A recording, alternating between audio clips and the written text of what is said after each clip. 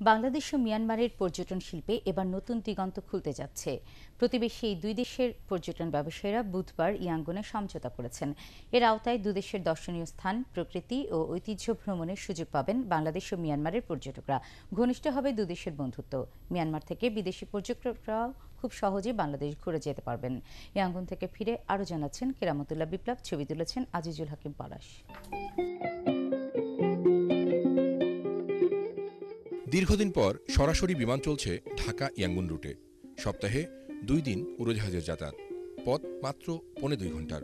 তাই ভারতবর্ষের ঐতিহ্যের ইয়াঙ্গুন এখন হাতের নাগালেই বাংলাদেশিদের। বাংলাদেশের ট্যুর ও ট্রাভেল এজেন্টদের শীর্ষ সংগঠন আটাবের 60 সদস্যের প্রতিনিধি দল 24শে এপ্রিল পৌঁছান মিয়ানমারের পুরনো রাজধানী ইয়াঙ্গুনে। সাথে ছিলেন ব্যবসায়ীদের শীর্ষ সংগঠন এফবিসিসিআইয়ের নেতারাও। সফরকারী দলের প্রাণবন্ত উপস্থিতির কারণে 26শে মার্চ বাংলাদেশের স্বাধীনতা দিবস নতুন রং ছড়ায় সেখানে।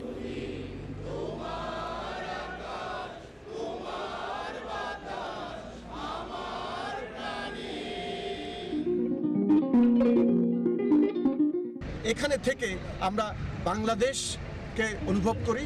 এইটা উপলব্ধি করার জন্য আমরা বাংলাদেশের জনগণের সাথে আজকে আমরা এই গানটা, আমাদের জাতীয় সঙ্গীত আমরা সবার সাথে গাইলাম। এখন এসব উদ্যোগের ফলে মিয়ানমারের সাথে পর্যটন বাণিজ্যে নতুন সম্ভাবনার কথা জানান বাংলাদেশের ব্যবসায়ী নেতারা। আসলে দেশের সমস্ত অর্থনৈতিক অবস্থাই নির্ভর করে রাজনৈতিক পরিস্থিতির উপরে। তো আমরা চাই যে রাজনৈতিক স্থিতিশীলতা, আমরা চাই যে দেশে যে সমস্ত বিদেশি পর্যটক বা দেশীয় পর্যটকই ঘুরতে যাবেন তাদের যে নিরাপত্তার যে ব্যবস্থা, এই নিরাপত্তাটাকে আমাদেরকে এনশিওর করতে হবে। দ্বিপক্ষীয় সহযোগিতা বিনিময়ের নানা বিষয় নিয়ে বুধবার ইয়াঙ্গুনে বিপণন সম্মেলনে যোগ দেন দুই দেশের পর্যটন ব্যবসায়ীরা। এতে কম খরচে প্যাকেজ আকারে পর্যটক বিনিময়ে একমত হন তারা।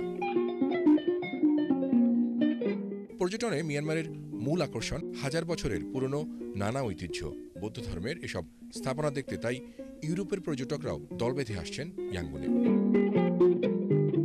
ঐতিহ্যকে কাজে লাগিয়ে মিয়ানমার এখন এগিয়ে যাচ্ছে পর্যটনের নতুন এক দিগন্তের পথে। আর সেই সুযোগ কাজে লাগাতেই বাংলাদেশি পর্যটন ব্যবসায়ীরা এবার নতুন করে ঝোঁক তুলেছেন এই দেশটির দিকে। তারা চাইছেন এদেশ থেকে পর্যটকরা যাতে বাংলাদেশে যায় সেই বন্দোবস্ত করতেই সরকারি এবং বেসরকারি উদ্যোক্তাদের সহযোগিতা নিতে। কেরামতুল্লাহ বিপ্লব, এটিএন বাংলা, ইয়াঙ্গুন, মিয়ানমার।